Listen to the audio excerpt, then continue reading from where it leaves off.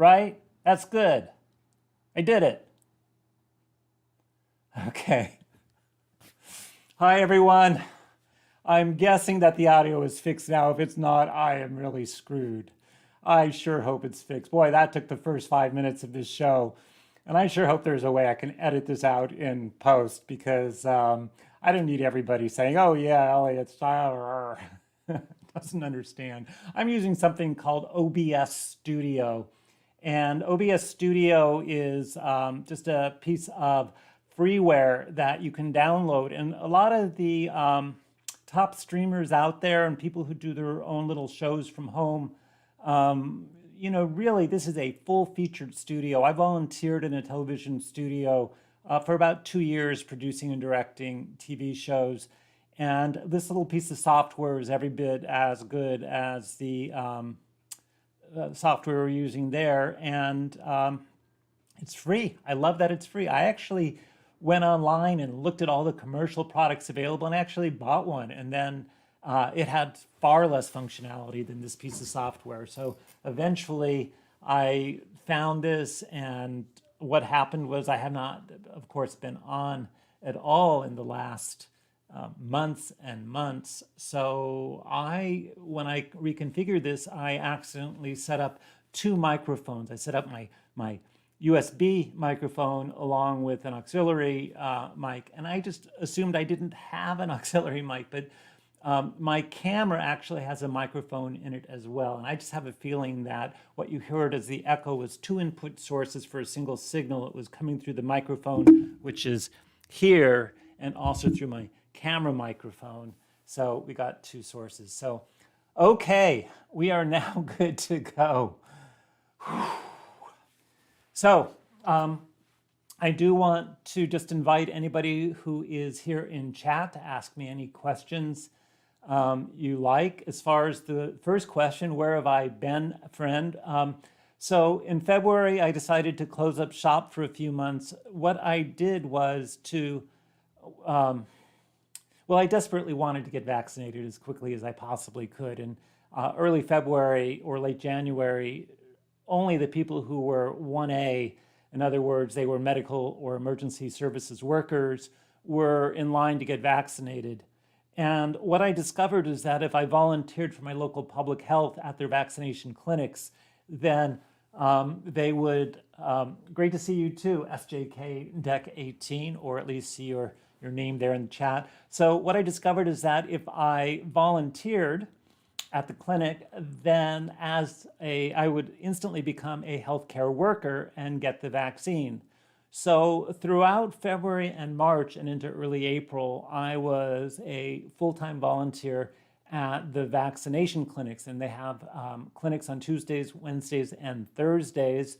So Tuesdays in Santa Barbara, Wednesdays in Santa Maria, Thursdays in Lompoc, or something like that. So I was going to these clinics, and they were 10-hour days. So I did a whole bunch of that.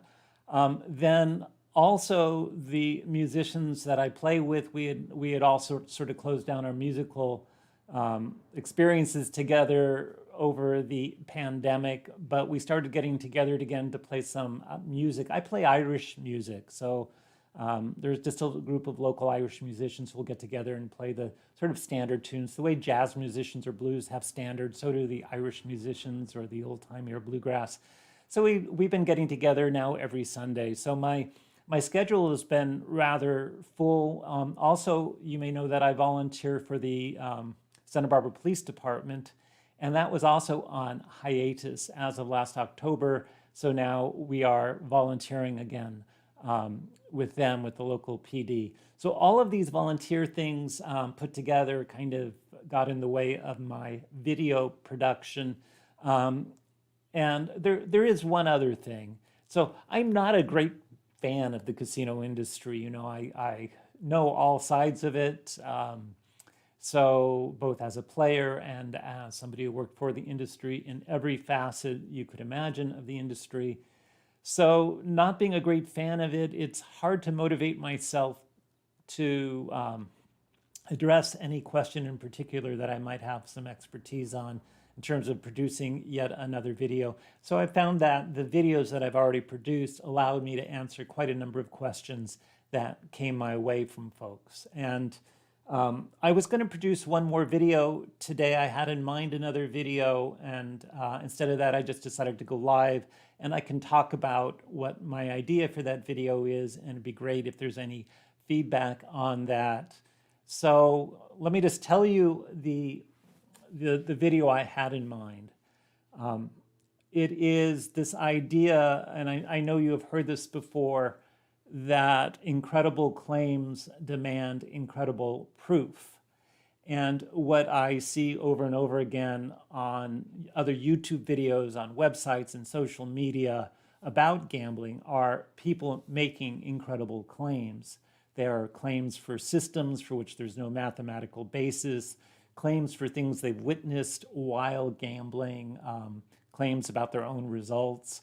So people making incredible claims and the sort of shrug of the shoulders about the incredible proof part of that. There is another saying that goes along with that, which comes from Sherlock Holmes. I probably will not quote this correctly, Arthur Conan Doyle, which is that when you've excluded all that is possible, whatever is left, no matter how improbable, must be a certainty. So when you have excluded everything else that is possible, in other words, you've ruled out, you've shown that all the other possible reasons for something are not valid, they're impossibilities. You've eliminated all the suspects, if you like, in Arthur Conan Doyle, and the only person left is the butler. Even though the butler claims he was 1,000 miles away and has an alibi, he must have been the one who did it. So, that's a whole different idea here. And so what you actually find a lot of times is that people will essentially say, well, all the other reasons for something, let's just take UFOs as an example, right? So we look at UFOs, and this is big in the news right now these days because, the Defense Department just released the videos for some jet pilots have taken of these UFOs over the years, and they seem very compelling. And it seems like we are very quick to dismiss every possibility and say it's not that. It's not Mylar balloons. It's not a photo effect of the camera being used, or the person changing zoom, or the lenses. It's not an optical illusion, right? So we are very quick to get rid of all of these things, to discount them and conclude it must be aliens from some other planet. Well, what works against that is the third concept, which is called Occam's razor, which is to say that when you look at all the possible explanations for something, nature favors the easiest or most easy to explain answer or solution to the problem.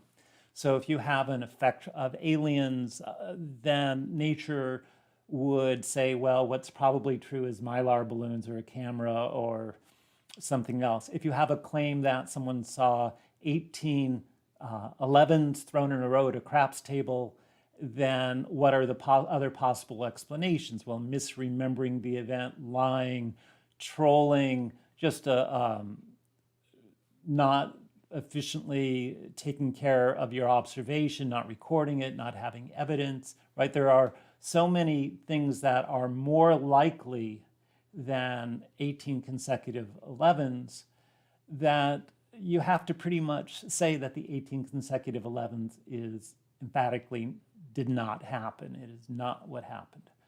So it's these three principles sort of taken together that allow you to go about your life on the message boards and social media and YouTube. Whenever you look at a video, easily identifying whether the person is a liar, a scammer, a troll, just some egoist who wants to get his name out there, or whether there might be something valid behind it.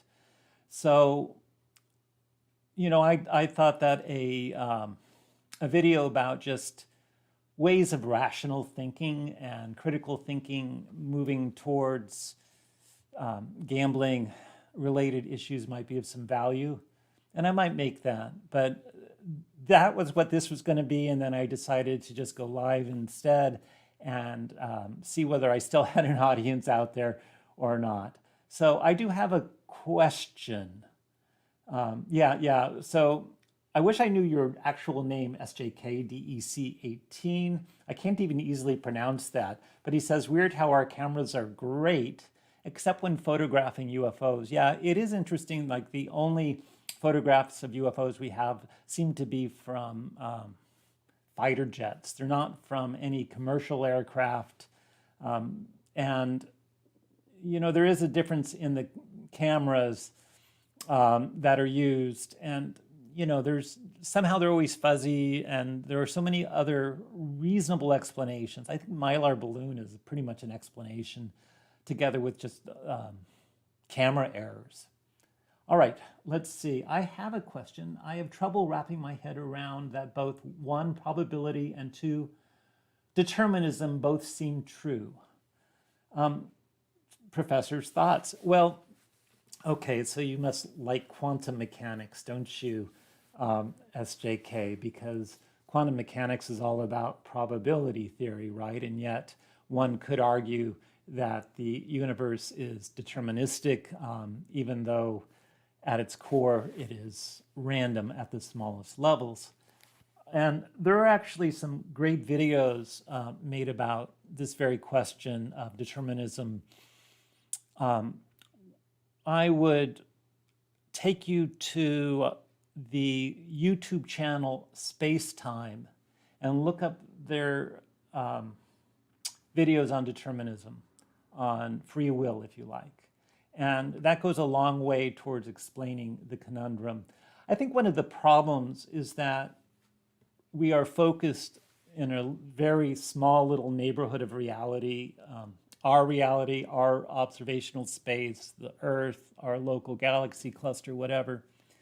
The main problem with determinism is there is no now. There is nothing that you could call a universal now, because determinism implies that whatever is happening now, if you could capture the exact state of all matter and the direction and the momentum of every particle at the quantum level, then you could essentially predict the future. And the problem is that predicting the future assumes that there's a common now. And there just isn't. There isn't. Even on this planet, it takes, what, 1/6 of a second for light to circle the globe, or maybe that's 1/6 of a second to get to the moon and back. I forget exactly which.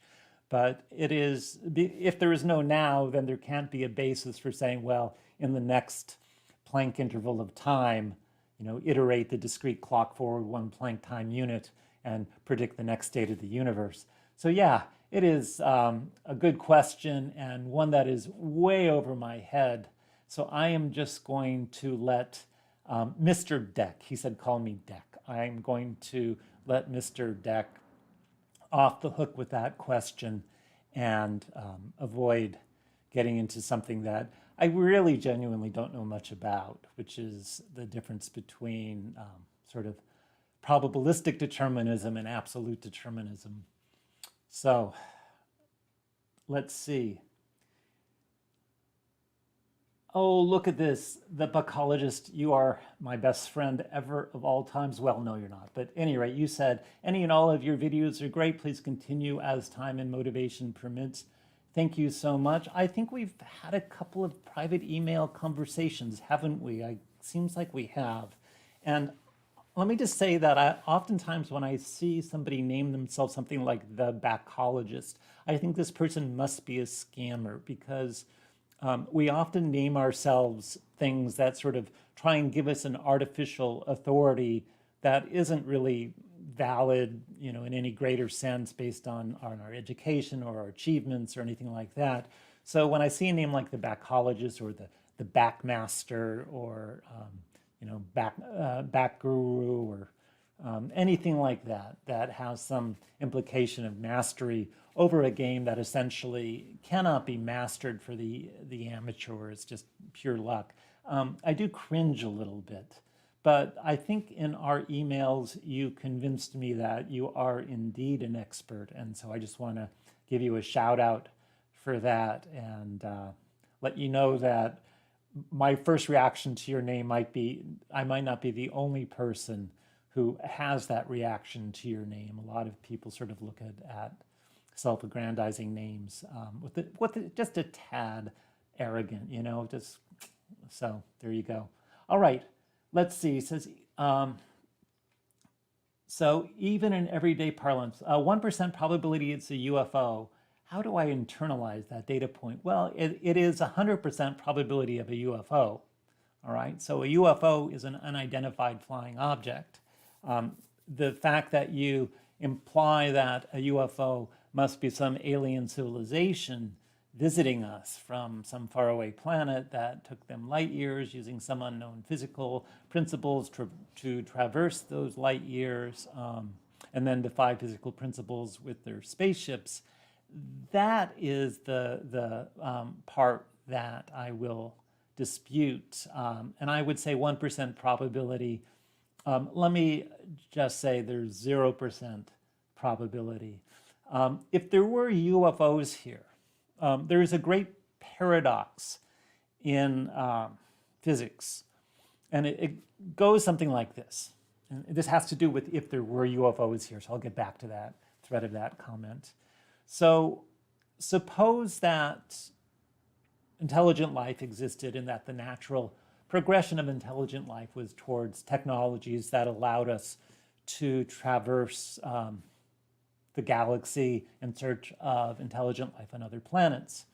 Well, if that were the case, then given the age of the universe and the age of our galaxy, we would have expected millions of civilizations to develop that technology and to colonize the galaxy. So if there were any intelligence at all, then it should be the case that we would be inundated by it. And if we are seeing UFOs that contain alien life, then just that alone is enough to sort of substantiate that if there's one instance, there should be millions of instances. And so every planet, every star, there should be just technology throughout our galaxy, massive technology. So the implications of actually seeing an alien UFO is that it opens the floodgates to this argument. I forget the name of that argument, but it's a paradox that we expect there to be alien life, intelligent life, based on the sheer number of planets and stars and the natural course of evolution of life. But if we expect that, where are they, right? Why aren't we seeing them by the millions out there, around every planet, sending their radio signals or just making themselves apparent by having thousands of different species on this planet? So I would say that the answer is that if you argue that there must be one, then the consequences, there must be millions. And because we're not seeing millions, we can't see one. So that is a simple argument from probability theory that your 1% probability of a UFO, an alien UFO, must be a faulty number. So I would internalize that data point by just, oh, thank you so much, Fermi Paradox, that is it. Yes, it is called the Fermi Paradox, right? So let me just look that up. Fermi Paradox. So here, let me just show you what I have set up here. Hopefully this will work and I won't have look at this. Does that work? I think that worked, all right? So Fermi Paradox, it says the following are some facts that together serve to highlight the apparent contradiction. There are billions of stars similar to our sun with high probability. Some of these have Earth-like planets. And if you just read through this, it says, and since many of the stars similar to the sun are billions of years older than us, Earth should have been already visited by extraterrestrial civilizations and their probes, right? So we should have evidence of this, and not just Stonehenge or the pyramids or these miraculous physical creations, but actual evidence, right? We should see these technologies, not just allusions to spaceships being painted by some ancient civilization, but actual leftover smartphones from the aliens that visited 20,000 years ago or 100,000 years ago or a million years ago. Fossilized smartphones or their equivalent to whatever the civilization is. So thank you for that Fermi's paradox. That's exactly right. And so look that up if you want the answer to the alien UFO thing. So Deck asks, do mathematicians handle romantic relationships differently compared to us normal folks? As in, do you do a quick calculation before answering a do I look fat question?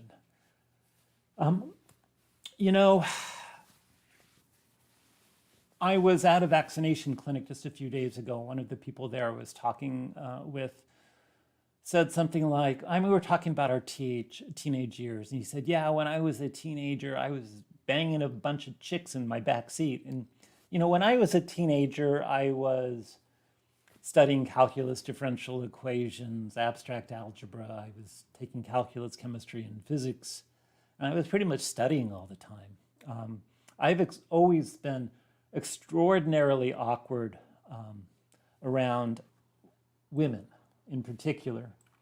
And I want to just tell you guys about this. I have, I think this probably is the best way you would find it. I just posted my poetry. That's pretty romantic, right? That I write poetry. I just wrote my poetry and published it in this website. So my poetry book or website is called Totally Disconnected. And Totally Disconnected actually refers to a type of topological space where the only connected subsets are individual points. And you need to know something about topology to understand that sentence. But I do have some poems about my romantic relationships in here. And I think if you read some of this, you would sort of get a sense for how this mathematician, at least, has completely failed for the most part in anything even vaguely romantic. Now, I have been married twice. Current wife, we got married in 1999, so we're 22 years now. And it's a great marriage, and we're very much in love. But if I'm around an intelligent and thoughtful woman, I pretty much just clam up. I can't say anything that makes sense, and I'm as awkward as could be. And yes, I commit every faux pas under the sun, and then I just kick myself, walking away. It's like, why can't I have a conversation with a cute woman that's just a normal, I'm normal, you're normal. And here I am, I'm over 60 and I still can't hold a conversation with a woman. But, I'd encourage you, if you really want to know how screwed up my mind is as far as like social relationships, then I would say go to my website. And you can see the subtitle of my book is The Poetic Ramblings of a Socially Awkward Mathematician. So I hope that helps you understand some of what I've endured for myself. So thank you, Deck, for that question. So the Picologist says, correct, Dr. Jacobson, we have communicated before via email. Just for the record, I coined the word Picologist to mean a student of Baccarat. ology, like OLOGY, an ologist. I actually had the domain name ology.com for a while. And I thought that was pretty clever because what is ology? It means essentially I could study anything, right? It's just a suffix that means the study of. So I thought it would be a universal catch-all for anything I wanted to do. But it turns out I don't like to do, yeah, any rate. So the Pacologist says, I've always stated I'm not a teacher or a master or guru of Baccarat, and I'm learning like everyone else. Yeah, but I think our conversations were pretty good. Citizen USA says, Doctor, you blew right past my comment. I know what your comment was. UFO doubter, little green men will come for you. Yes, they will. You know, all sorts of people will come for me eventually. I have a feeling the guys in the white coats will come for me in the not too distant future. But hopefully, if those guys in white coats have green coats, then we'll just call them little green men, and I won't worry about it. So, Vic, ask your question or whatever it is you retracted. Again, Vic Vickerson. I don't know who you are, but I do appreciate it. I thought about reading my poetry during this thing, but I didn't really think that you guys would want to hear that. But hey, a book that just came out that has a couple of my poems in it. It's called While You Wait, and it's available on Amazon. So yeah, I've been writing poetry for a number of years, kind of involved in the local poetry community, and gosh, there's some beautiful women in that community, and I'm as awkward as could be around some of those ladies. I mean, just think of these gorgeous women just writing the most beautiful poetry you ever heard, and you're just some geeky mathematician with your little poems trying to keep up with them. So yeah, it's pretty bad. Oh, he says, no, doctor, that was a joke. Look at my other comment. Okay, I have to find it. Let me scroll back up. I see your hello from New York comment. Can you ask it again? I can't see. I mean, your very first comment was hello from New York. And then I see UFO doubter. And those are the only ones I see. So could you just ask whatever comment you have? I can't find it, Citizens USA. Yeah, so not much talking about gambling yet, but if you want to ask me any gambling related questions, I am open to that. So let me wipe back to my pretty face here, so we can kind of get back to normal communication. So yeah, I've had some poetry published recently, and you know, I put out a book every 5 years. So in 2005, I had my book, The Blackjack Zone. In 2010, my table games book. 2015, Advanced Advantage Play. So I had in mind in 2020 I would publish my poetry book, and it was kind of a tough year, wasn't it, last year? So hopefully you are doing okay. So look, if you are watching this and you have never yet visited my website, I'm assuming most people who are with me of the stream have seen this before, but if you haven't seen it before, let me encourage you to check this out. Go to AP Heat and you will find all sorts of articles on whatever topic you are interested in that I've written. I wrote over 300 articles, so hopefully whatever question you have is up there. In my YouTube channel, you can find all the videos that I have here. Look, there's 3 pages of videos, so you can just look through those and whatever topic you want. So I think my website would be a great resource. It also, you know, it's just easy to navigate and see what I've done, and go to my YouTube channel and see that very quickly. I think this is so much better presented than just going to someone's channel on YouTube and trying to see what they've done. You really don't even know what to look for. So, all right, so let's see what you said now.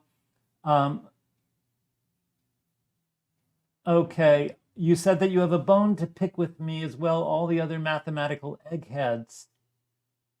And I'm being playful with the term mathematical. Okay, that's where so that's where you got cut off. So what is your bone to pick with mathematical eggheads? So, it's weird that you would use language like that, which is certainly insulted. I see a lot of people sort of discrediting in this day and age, not taking authority as respectfully or as a source as it sort of used to be. And I think there's some validity to a lot of that. We get a lot of mistakes and a lot of sort of change of mind from authority, and we think it's one thing and then another. So for example, Fauci at first said we didn't need masks, and then he said we did need masks, and it's confusing for people to have authority change their position on something for which you think there should just be a fixed answer. And I would say that goes for most professions that sort of work in tandem with the real physical world. Mathematics, I think, is an exception to that, because mathematics really exists on its own as a pure abstract science. And mathematicians often marvel that anything they've done actually matches reality. We knew about all these weird geometries, Riemannian geometry, hyperbolic geometry, well in advance of Einstein showing that gravity curves space-time in ways that allow these geometries to be relevant. So, mathematicians just lead with theory and marvel that theory matches reality. So as a mathematical egghead, you can't pick a bone with me because I'm just produce theorems. Theorems are provable truths. So you can pick a bone with those who attempt to apply mathematics to the real world, and I'll give you that. So let's see where you go from there. So,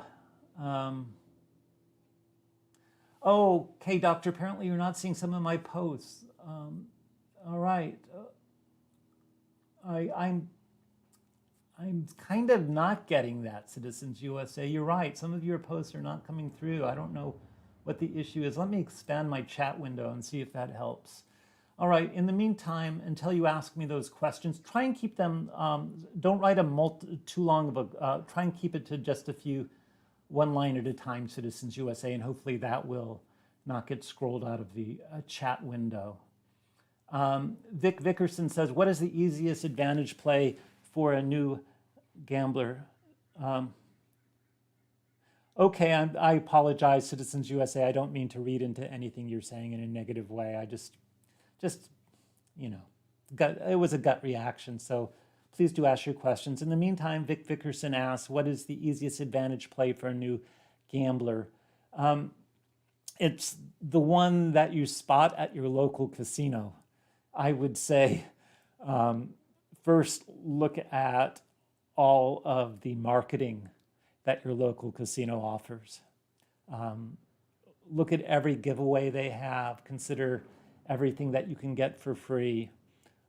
Ways of getting rated so that you get free meals or comps. I would say the easiest thing to do is exploit marketing. It doesn't require learning any game or study or any knowledge like that.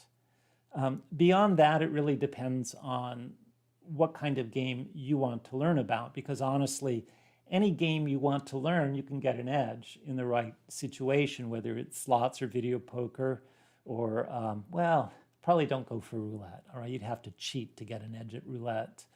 But if you, I take that back. Craps or roulette, if you have a big enough bankroll and you find a casino that will offer a loss rebate, you can get an edge. Pretty much any game has an opportunity. So what I would say is ask yourself what game you like to play, and then see whether there's side bets on that game, start learning about dealing procedures and shuffle procedures, and see whether you spot anything that just looks different to you, any procedural flaw, anything like that, or if you like to play any other game, like blackjack, craps, roulette. You really want to just look for ways that the game is not being dealt properly and see whether, based on that, you can find an edge. So, yeah, that would be my quick answer to the easiest way.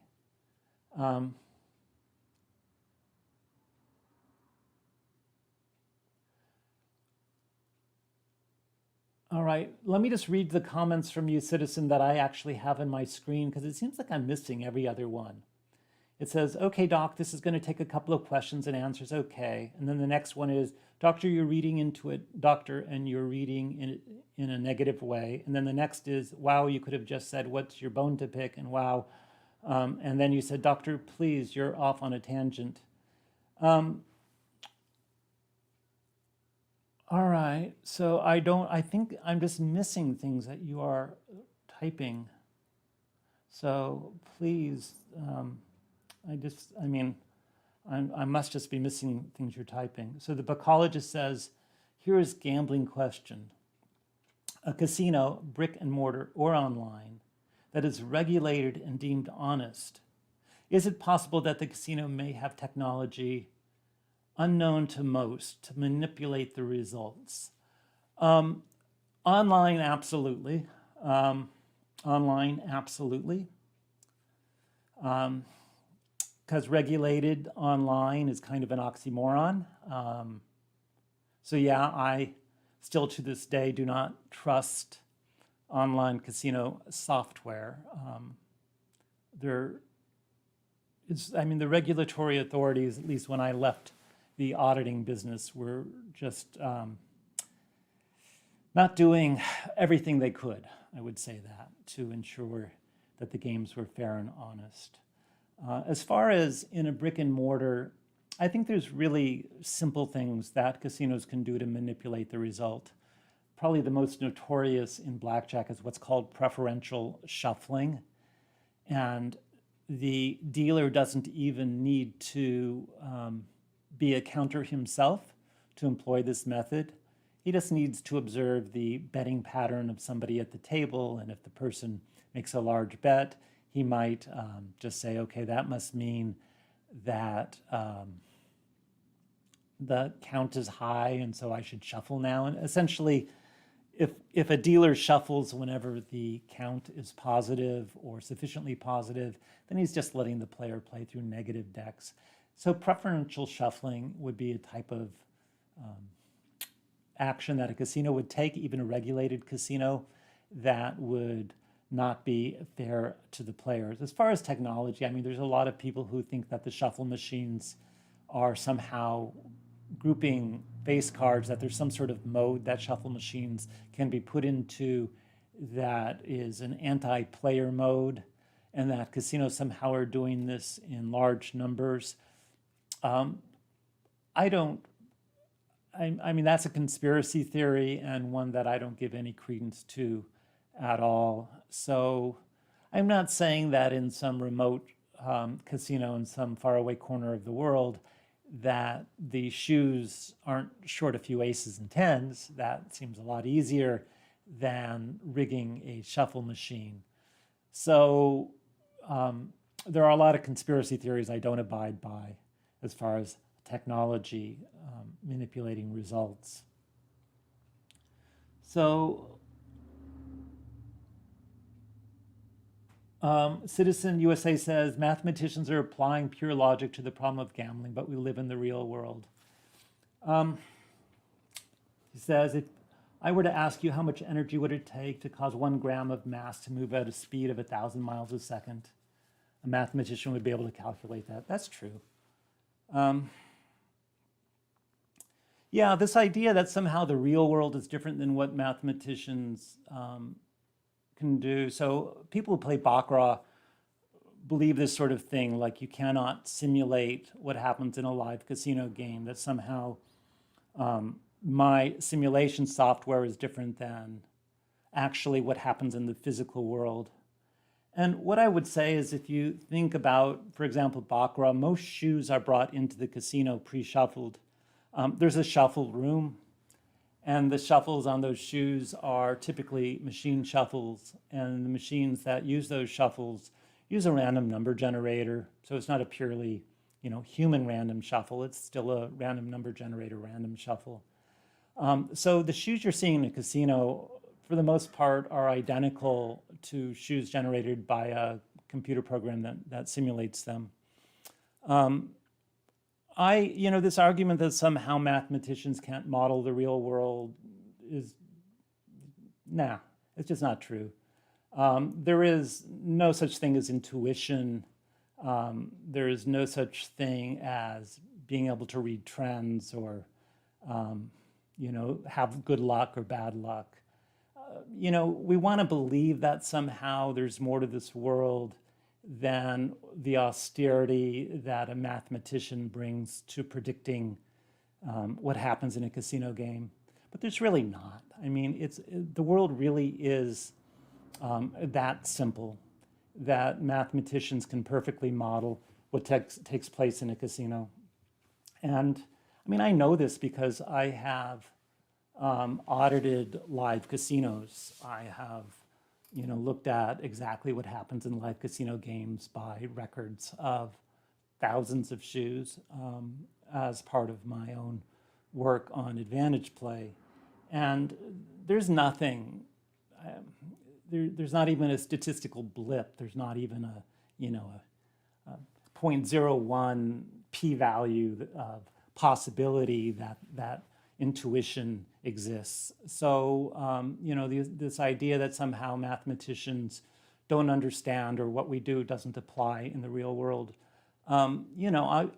it's just not true. It's absolutely not true. So when I walk into a casino, I just think math theorems, right? These are math theorems at work, and the casino is making money because of theorems. It's not making money because of hot and cold dealers or because of progression betting systems. It's making money because of theorems. And I prove these theorems, and what happens in a casino is I watch these theorems play out in very slow motion. And that's why a casino is excruciating to me, because I mean, I know what's going to happen. I know exactly what the end result is. And so it's just like, do I really need to watch all these hands and see all this stuff happen in such excruciating slow motion in order to verify what I already know is true? And the answer is no, I don't. It's really not interesting to me. So the Bacologist says, and you read my mind about casino short stacking decks. Let me just say, this is on this other question. I'll get back to you, citizen, to continue our conversation. But Bacologist, yeah, that actually happens, unfortunately, especially in not well-regulated casinos. If a casino brings a shoe into play and it's a US casino, a corporate level casino, then I would completely trust that the shoe has all the cards in it. But there are many, many places in the world that I would say you would need to be aware that you may be playing against a deck that's short. And that's certainly the case online. So if you play an online blackjack and you think about how that works, well, there's some random number generator shuffling a random, a virtual shoe. And that virtual shoe could very easily not have any number of of aces or faces, and you don't even realize that that this 8-deck virtual shoe is short 20 face cards and 4 aces, which would give a 5% house edge at blackjack to the online casino, right? So stay with me there. You have an 8-deck virtual shoe, take out 20 face cards and 4 aces, all right? 5% house edge. And if you just deal from that, it's very difficult for a player to realize in any short run that they're playing from that gaff shoe. You would need to play many hundreds or possibly thousands of hands and then do a careful chi-square analysis to verify a short shoe. By the way, I do have shoe analysis in my own Baccarat software. Let me just point that out to you. If you go back to my website again, so go over here to my website and go to downloads. And if you go to this downloads page and you go to the Baccarat risk analyzer here, then this risk analyzer is actually if you input a shoe, it will tell you whether there is a chance that the shoe is gaffed with a shortage of any card. It is a fairly straightforward computation. So I actually include that in this piece of software, a gaffed shoe. Let's go back and look at these questions and see what Citizen has to say.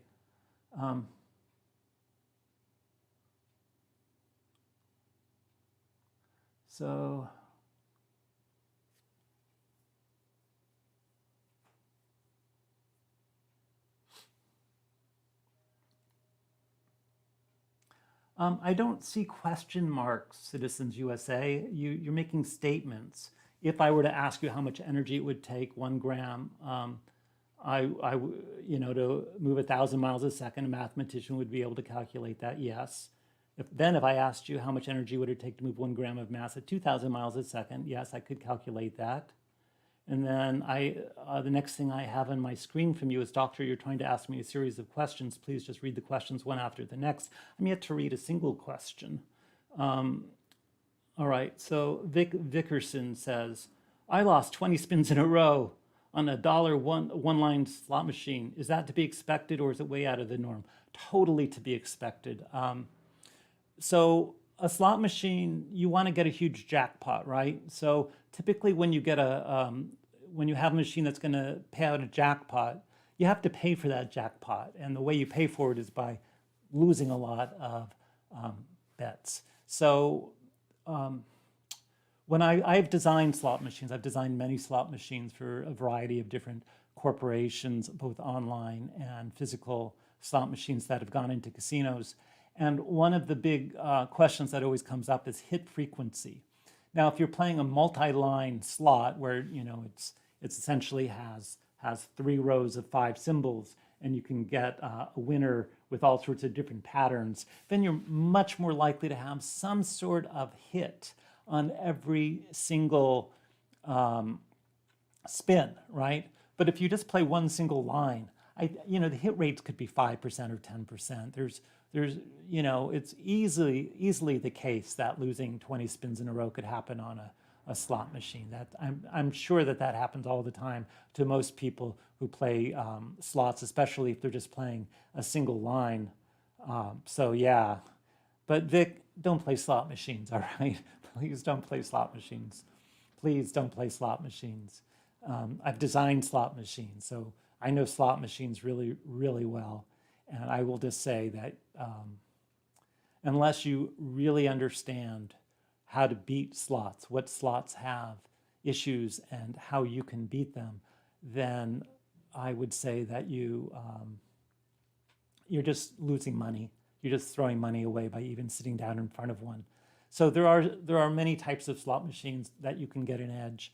And these are slots, for example, accumulator slots, where there is some symbol or multiple payoff feature, and you can walk around the casino and look for slots that have this accumulator up at some point. The most notorious of these was called green stamps, and people would collect these green stamps, and then they would leave their slot and they'd go to lunch. And if you walked up to one of these slot machines that had plenty of green stamps already sort of clocked into it, then maybe when you played that, you wouldn't have to go as far to get to the bonus round, and you could get an edge. There's also things called must hit by progressives, that if you find, for example, a slot machine would be a progressive jackpot that has to hit by $500, and if you walk up to the thing and it's $499.50, you've got a pretty good chance of hitting that $500 jackpot pretty quickly. So yeah, there are definitely some slot machines that you can get an edge, and a variety of methods that advantage players use to beat slots. But for the most part, if you don't know those things, they are just one of the easiest ways to lose a lot of money in a casino. All right, so let's see.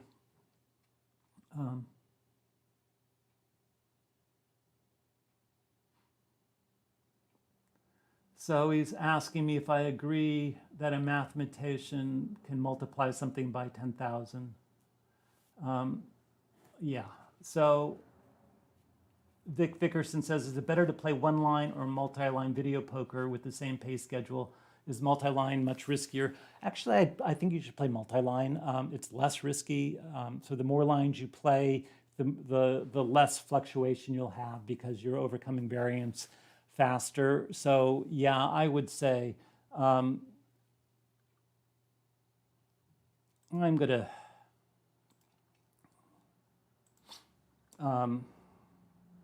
get rid of this one person. So nobody gets to dominate my chat or dominate me or demand that I do anything. So yeah, he's just gone. So so I would say that if you are concerned with having extreme volatility in your results, then the answer is that you should play multi-line. But again, video poker, like slot machines, is a losing game. So I wouldn't recommend you play it at all unless you have some way of generating an edge for yourself, or at least getting close to break even. So if you find a game of 10-7 double bonus or 9-6 jacks or better or something where you're almost playing break even so that comps could give you an edge, then yeah, it's worthwhile. Otherwise, you're at most casinos, you're getting somewhere 95 to 97%, 98% return. It's not worth it, and just lose a lot of money at those games. So yeah, I would not recommend that you do that. So the buccologist asked, for a slot machine where you are able to stop the reels from spinning manually, is the result predetermined? Yes. For that I mean, is the result of the spin the same if you stop the reels or not? Yes. Yes. So the actual stopping point is determined when you hit the button to start the reels. So when you hit the button, everything you see until the final result is just for show. So there's really no need at all to show virtual spinning reels of any type. It's going to be the same no matter what. So you press the button, the random number generator chooses the values, then you see the graphics result in that predetermined outcome. The exception to this is if you go into a bonus game. The bonus games are not predetermined until you enter the bonus game. And then you do, once again, have free will in the bonus game. And likewise in free spins, if you get free spins in a slot machine, those aren't predetermined until you get to the free spins. And each one of those will be determined when it happens. But yeah, in general, the random number generator has decided on the result in advance of the graphics. So yeah, I feel bad for the Citizens USA fellow. I think he was trying to trap me in some logic puzzle. You know, there's this and this and this, and do you think this, and do you agree with me with that? And then at the end of the day, he would give me some gotcha question. And, you know, that's a game I don't really want to play with anyone. You know, I don't want to live in a world where it's got you. It's too bad that someone would be sort of antagonistic here. I don't really have any of that desire to. Yeah, I wish I had a mute button rather than just a block button, but we'll see. All right, so someone else asked me a question, please. I'm going to have a sip of this nice fine beverage.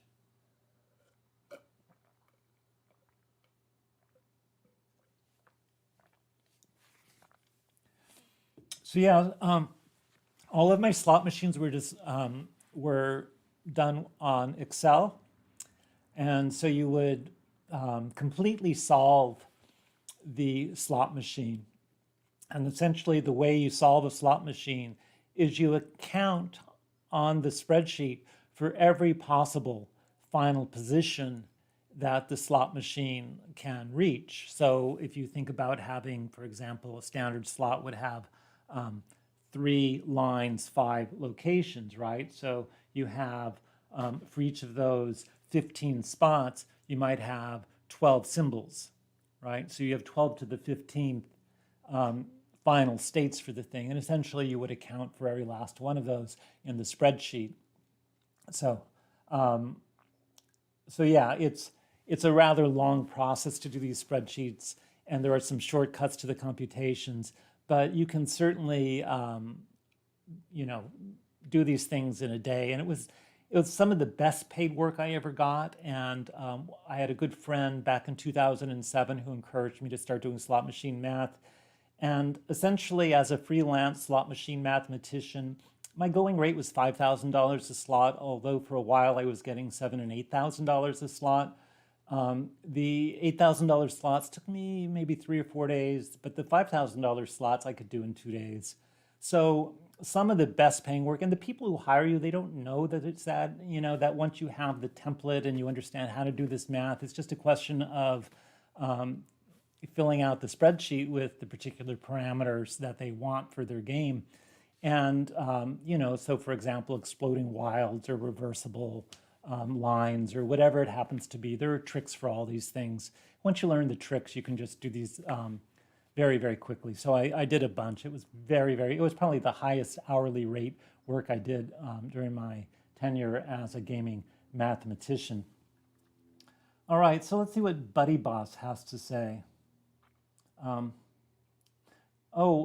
Vickerson, let me skip down. I'm going to get back to you, Buddy Boss. Asked, thanks for your answers. Do you know any websites that talk about those bonus advantage slots you were talking about? I think if you go to my YouTube channel, do I have anything on slot machines on my YouTube channel? You just asked me a question. Do I know? There used to be a website called VP Free. And I think that just recently went away. But yeah, it definitely was there for a long time. There's also a book, and let me go to Amazon here and just click this up for you. And this is going to be, just hang on a second.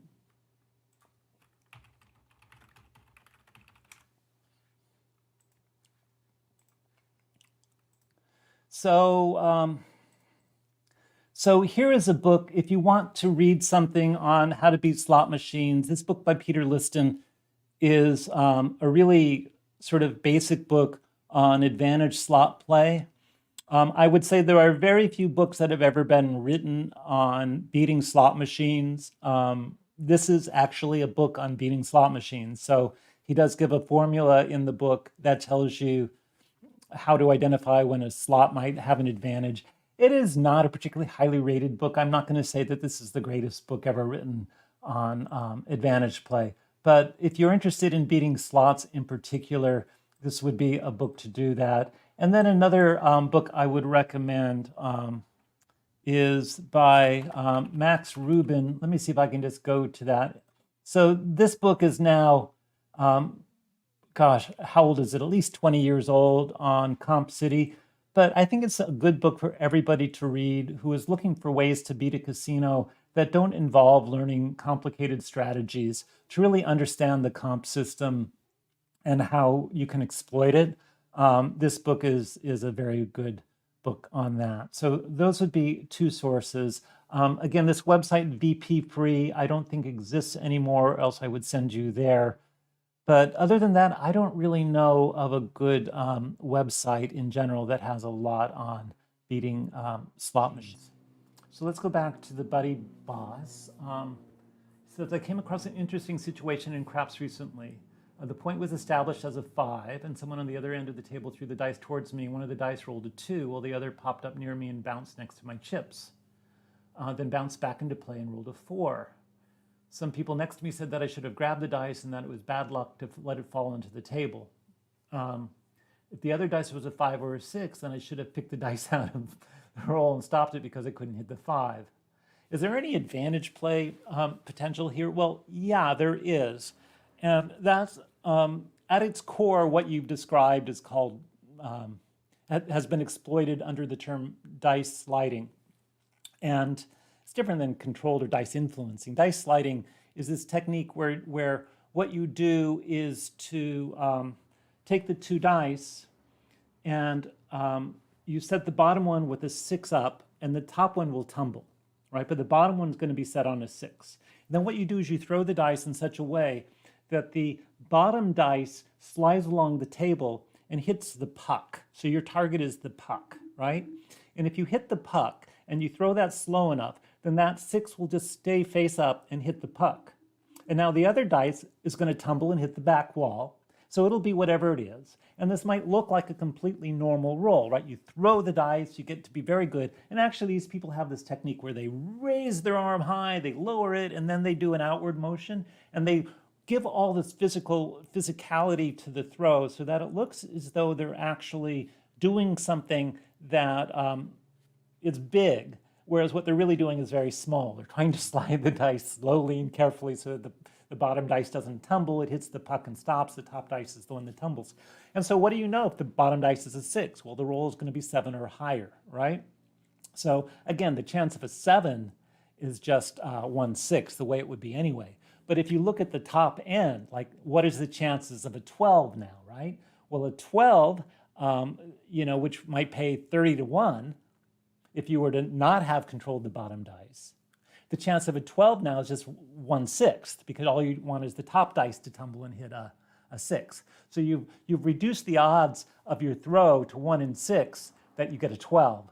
And the 12 would pay 30 to 1. So that's pretty good, a 30 to 1 payout on a 6 to 1 shot, right? So yeah, this has been used most notoriously. A couple of Brazilian a team came in and did this at Bellagio and made off with about $400,000 through this technique. And eventually it was discovered and they were criminally charged. I believe you can look this case up. So let me just see if I can quickly find this for you.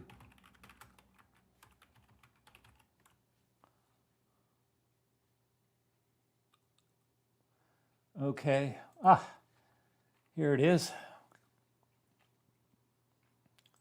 So they made $700,000 by dice sliding. Yeah, so and here's a win casino, right? Yeah, so I got the casino wrong and the amount wrong, but essentially this is a technique for cheating. And I think what happened was that, here's a great video on it. Let me see if I can actually do this video.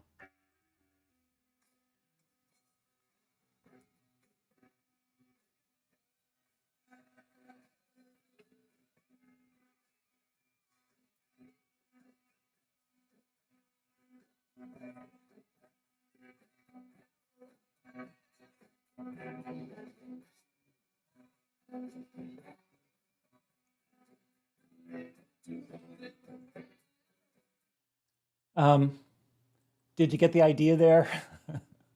That's a little weird, but yeah, you saw Bill Zender throwing all those 6s, so that's that method. So I believe that these guys were not actually convicted because it was ruled that the stickman or whoever was watching the game should have called no throw and should have never allowed the throws to take place, and it was just sloppy game management that allowed this to happen.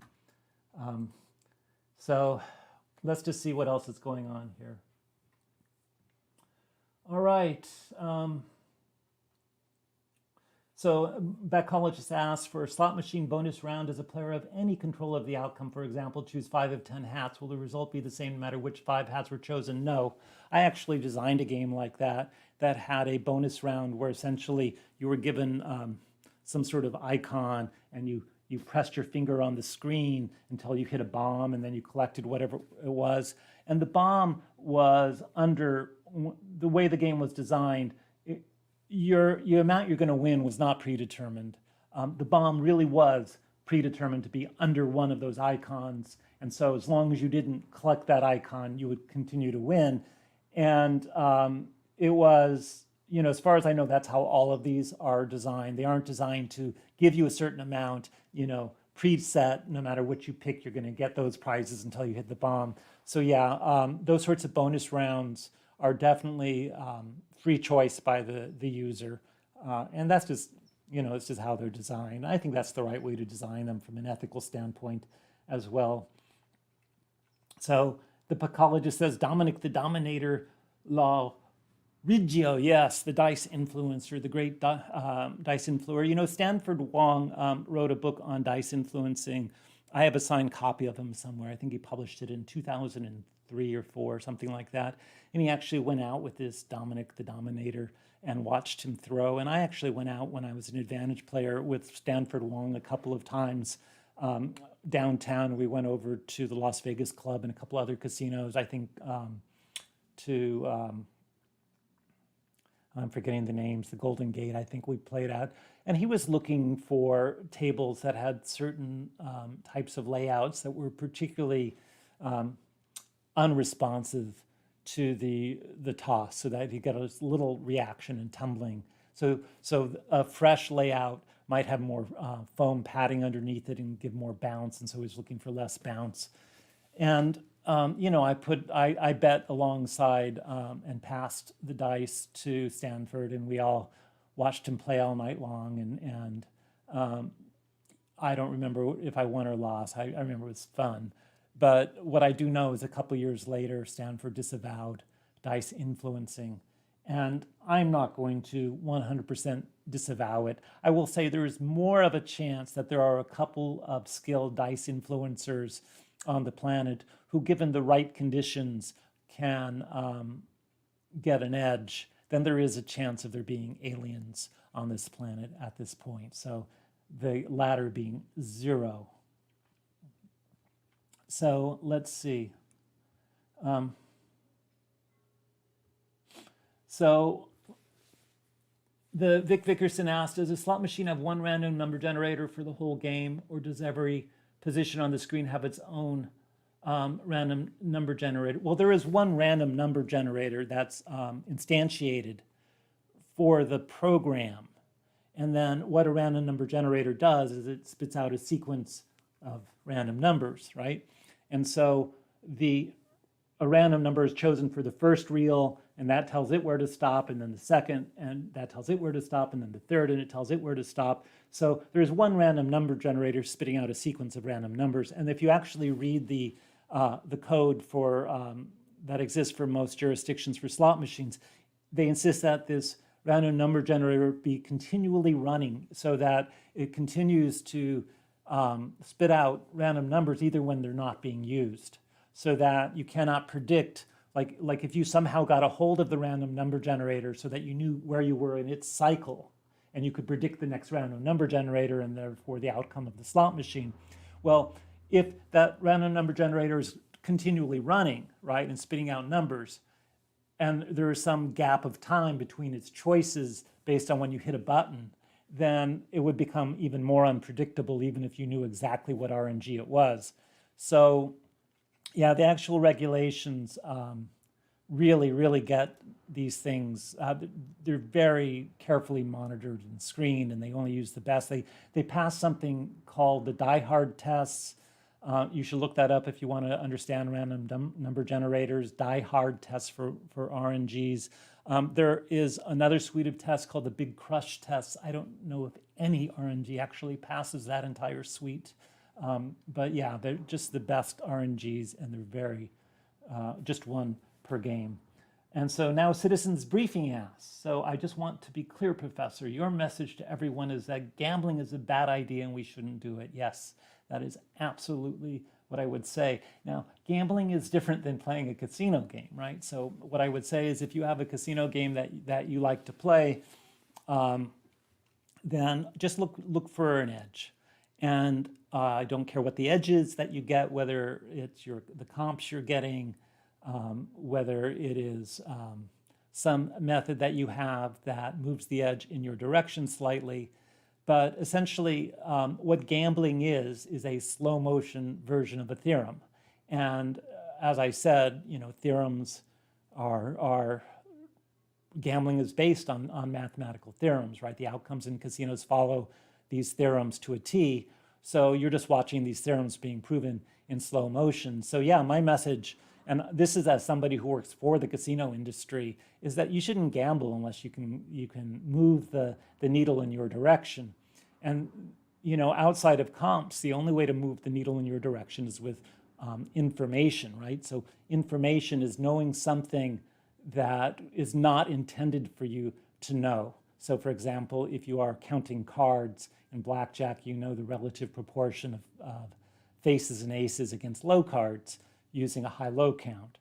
So whatever it is you know, if you have information, then that's great. That is what you want. You want information about the comp system that gives you the edge, or information about the slot machines that let you predict when they're more likely to hit, or information about the roulette wheel so that you know its particular biases. So whatever information you can get, yes, please go forward and gamble in that case, and if that's what you want to do. But the simple act of gambling is no fun, and I would not encourage anybody to just be a neophyte gambler. There is so much more to do in the world that is good work that you could be doing. All right, so the Buddy Boss asks, do you think in this day and age that any automatic shufflers have any small amount of non-randomness? Oh yeah, a lot of them have. Yeah, they have massive non-randomness. All you have to do is open one and see how it works. I kind of blew away a surveillance team at one of the top casinos internationally. And what I did is I had them take a 6-deck shoe and arrange the cards as 24 aces followed by 24 twos, followed by 24 threes. I had them arrange the cards in that order, right? So that the cards were exactly in order with all of the same rank grouped together and stacked, those 6 decks ranked like that. And then I said, I want you to put this through your shuffle machine and see what it spits out. And they were just floored. They just couldn't believe how predictable it was. So essentially what happened at the end of that is that you got increasing sequences of cards. It would be like an ace followed by a 4, followed by 7, followed by a jack, followed by a king, and then it would loop, and the next card would be a 3, then a 7, then a 9, then a queen, right? So you would get these streaks of increasing ranks. And it had everything to do with the mechanics of the machine. So it was massively non-random. And there was this mathematician from Stanford who actually wrote a research paper about this, and he wouldn't mention the shuffle machine company whose shufflers he examined, but what he said is that you needed to put the cards through the shuffler twice to get anything even vaguely random coming out the other end. So yeah, they are non-random and very predictable. If you have the initial configuration known, then you can definitely say things about the final configuration coming out. And Buddy Boss asks, so for example, the card is placed on the bottom before it is put into the shuffler. It has a slightly higher percentage chance of being on the bottom fourth of the deck. So if a card is put onto the bottom, so it's going to come in last. So what happens in that case? So picture a wheel with, I'm just going to make this up, it has 20 trays on it, right? So as the cards are being fed into this thing, what happens is that the wheel turns some amount of clicks and then a card goes into one of the trays. Then the wheel turns some number of clicks and a card goes into a tray. So what do you know about that? Well, the number of clicks can be 0, but the number of clicks is typically a small number. So to keep this thing shuffling quickly, I think it was between 0 and 6 spots. This wheel would move between 0 and 6 spots, and then the next card would go into a tray, and then it would move between 0 and 6, and a card would go in a tray. So the very bottom card is going to go onto the top of one of those trays. Then what happens is those individual trays are dumped into a holding area, right? So, and then one at a time, those 20 trays are put on top of each other. So what can you definitely say? Well, that card that is on the bottom won't be on the bottom again. And there's a 1 in 20 chance that'll be on top, right? Because it's on one of those 20 trays. So a 1 in 20 chance that that card that was on the bottom will be on top of what came out. Now, of course, you're going to cut the shoe anyway, so that doesn't much matter. But it does tell you a little bit about the algorithm that was used, at least in the shuffling machine that I opened up. Let's see. Vic Vickerson said, could I beat my own slot machines that I designed? I mean, could any game designer beat the slot machines they designed? Yeah. Now, I couldn't beat mine because they didn't have the sorts of features in them that were beatable features. But I had a good friend who was a slot designer who actually sent me a slot machine. And she said, I believe this has an advantage play. And I just need you to verify this because I want to tell the people who hired me about this advantage. Because you have to do full disclosure, right? So I verified there was an advantage play, and she disclosed that to the person who commissioned her for the machine, and they put it into production anyway. So yeah, slot machines routinely go into production with the game designer knowing. I designed a series of bingo games. So these are actual bingo, right? Like you were given a card and then it randomly drops balls and forms patterns on your bingo card, and then you get paid if you hit certain patterns. I designed a large number of these for the bingo market in Alabama in about 2008 and 2009. And here's the thing. The bingo market in Alabama had two things wrong with it.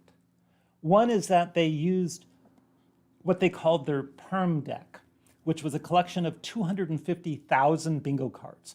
So the bingo cards themselves were not randomly generated. They came from this very specific set of cards. The other thing they did wrong was that they only had one ball drop a day. So in the morning at 4 a.m., they would drop the 25 bingo balls for the day, right? And so what you would do is you'd go up to one of my slot machines and you would press the button and it would deal you one of these bingo cards from this perm set. And then that would get played against those 25 pre-selected balls and you'd see whether you won or not, right? Now, if the bingo cards were totally random and not just from this set of 250,000, then this would have stayed random. But the fact that this was a known set of cards against a known set of ball drops meant that on any given day, a fair number of those cards could match that ball drop. Whereas on another day, there might be very few cards that match the ball drop. And so even though I designed the game to be an 88% game, a 12% house edge, I measured days that it had a 50% return and days that it had a 160% return. And I am fairly certain there were people out there who knew every card in the perm set, that the perm set had become public to a certain group of players. And they would just go and run this as a very simple piece of software to simply take the perm set and run the ball drop against the perm set and see what the house edge is for that day. And it was over 100% once or twice a week. And so, yeah, I think these games got killed. And we did disclose that, by the way. And they put them out there anyway. So let's see. Verified says, your thoughts and experiences on cold decks after deck changes. In Blackjack, if you take out tens and an ace, the player loses more often. In Baccarat, if you take out tens and sevens, less dragons hits. No, actually, that's wrong with tens and sevens and less dragon hits. You would get less dragon hits if you put in more eights and nines. Right? Dragon hits, by the way, have everything to do with getting 3 cards. And what keeps you from getting 3 cards are eights and nines. So the more eights and nines in a shoe, the worse for the player playing the dragon because of the natural freezes the hand right there. You never get to the 3rd card. But that aside, yeah, I don't know anywhere in this country where you would possibly have deficient shoes being brought into play. And at large regulated casinos internationally at the major markets, I wouldn't worry about it. I wouldn't worry about it at any of the big casinos in England or in Macau or in Singapore or in Australia. I might worry about it if I was playing a casino in Nicaragua, or Costa Rica, or, I would worry about it some places and I just wouldn't play there. In this country, it's really not worth it. So Citizens Briefing says, random number generators in a slot machine rely heavily on the player pressing buttons at totally random times to effectively generate true randomness.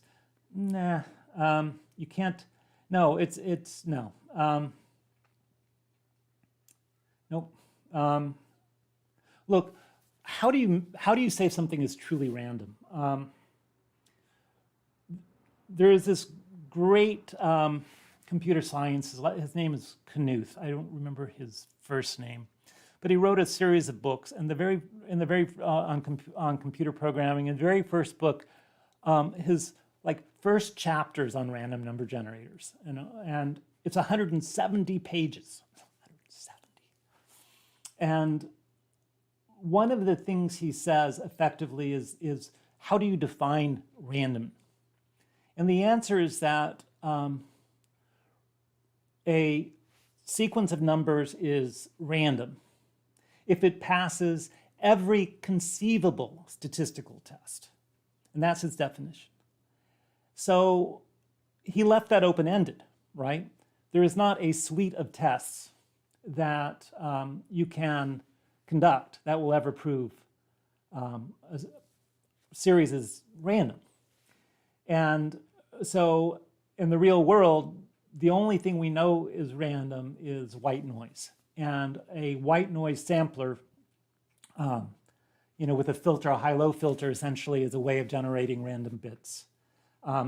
Yeah, probably there's stuff with quantum mechanics now you can do to generate random numbers. But in terms of any algorithm, if it's an algorithm, then it's not random. There will be some test you can design that it won't pass. And that it doesn't matter how or when you press the button, how you subselect a collection from that sequence. So in other words, think of this string of random numbers, and you're randomly choosing along that string, right? And you're choosing those numbers in some fashion. Even if you did that, you cannot generate a truly random sequence. There will be some bias. And it'll be detectable. I don't know what it is in the particular case, but there will always be detectable. So for example, the random number generator that comes with the C programming language is notoriously biased. And I believe it has a 5 bias.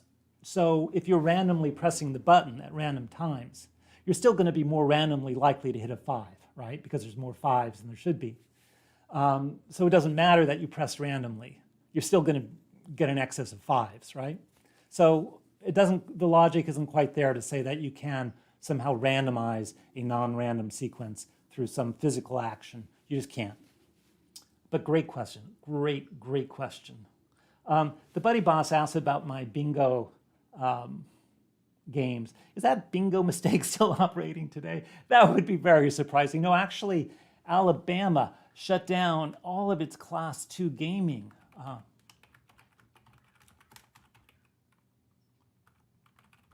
Let me see if I can bring up an article.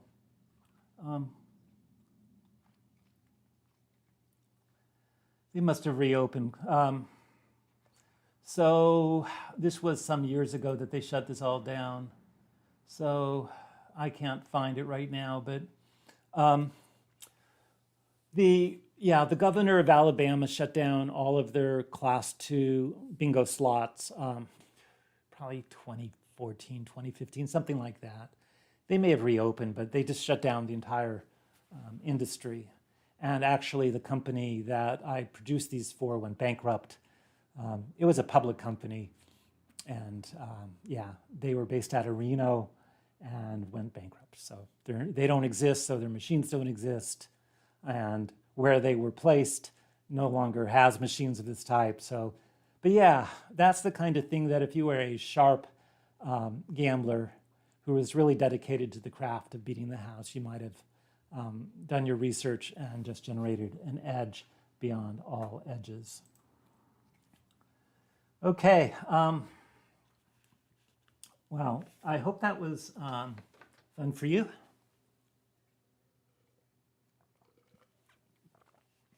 Is there anything else? I'm getting close to the end of my sort of what I was thinking of as my time here today. I am going to have to edit this thing to get rid of that horrible first 5 minutes where who the hell knows what was happening with the sound. But other than that, last chance. Okay, so let us call it for the day then. And I'm actually going to head out and play some Irish music with my pals here in about an hour. So we play outside at a park here in California.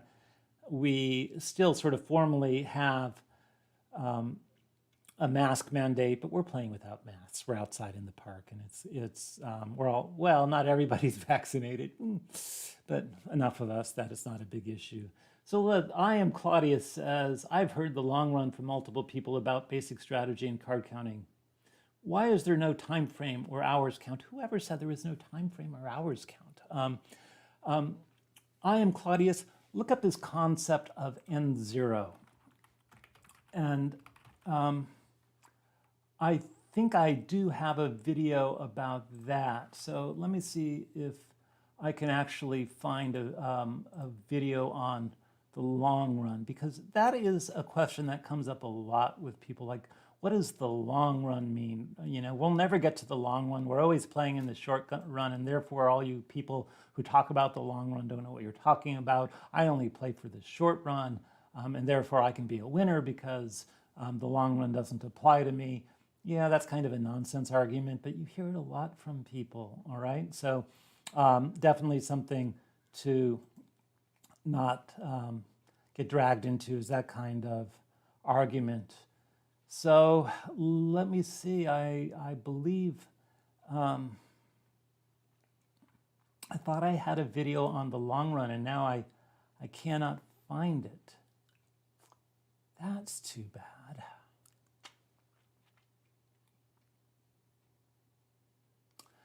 Let me just see if I can say,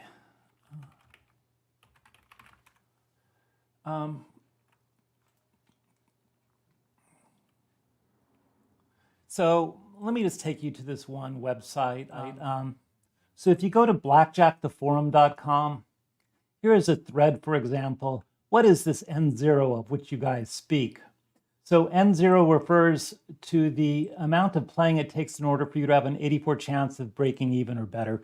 So if you have an edge over the house, let's say you have some fixed edge, card counting or through some method, then even then your results will be somewhat random, right?